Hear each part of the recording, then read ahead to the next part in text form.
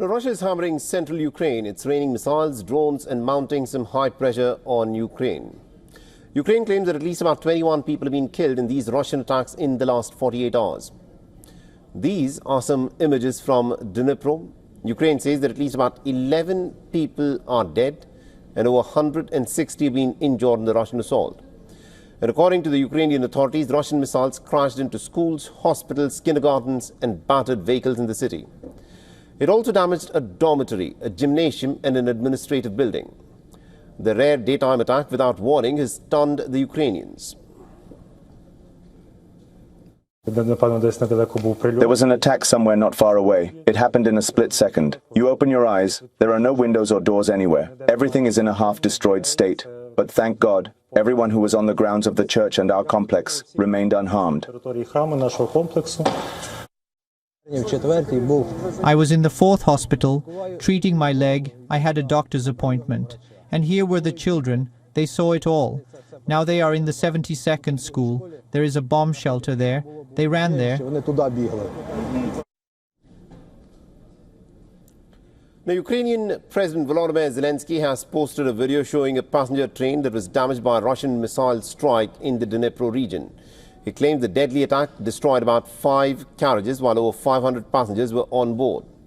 Now, Russia launched a deadly attack in areas in and around Kyiv, killing at least about 10 people, and waves of Russian drones and missiles lit up the night sky with fires in the residential areas and damaged the entrance to a metro station bomb shelter. Now, Moscow had said that it was targeting the Ukrainian military facilities in Ukraine and has repeatedly maintained that it does not hit civilians. Now, the attacks have come as Zelensky is in the Netherlands to meet with the allies on the sidelines of the NATO Defence Alliance Summit. He is expected to meet with the American President Donald Trump in The Hague to discuss more sanctions on Russia and arms procurement.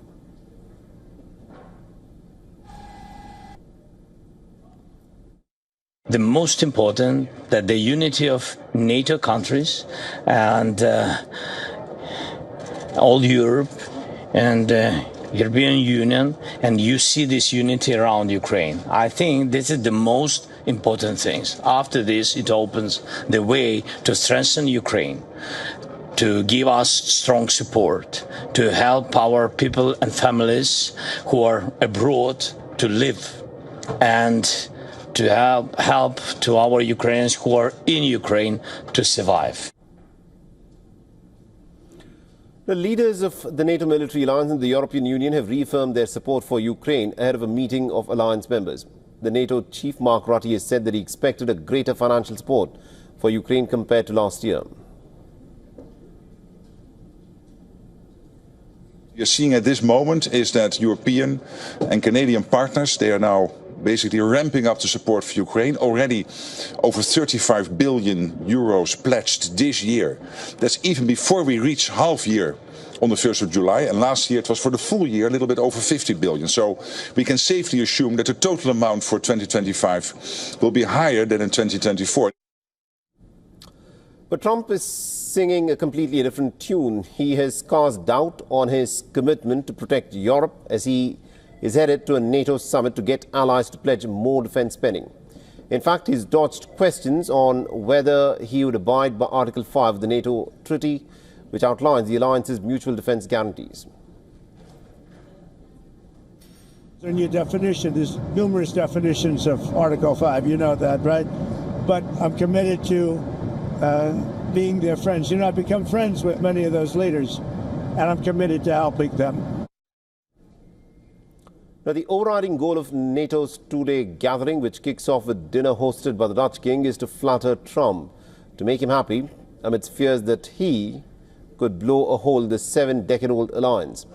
NATO hopes to keep Trump bound to the alliance's mutual defence vow by meeting his demand for a headline figure of 5% of the GDP on defence spending. The NATO summit is in fact intended to signal to the Russian President Vladimir Putin that NATO is united, despite Trump's previous criticism of the alliance, and determined to expand and also to upgrade its defences to deter any attack from Moscow.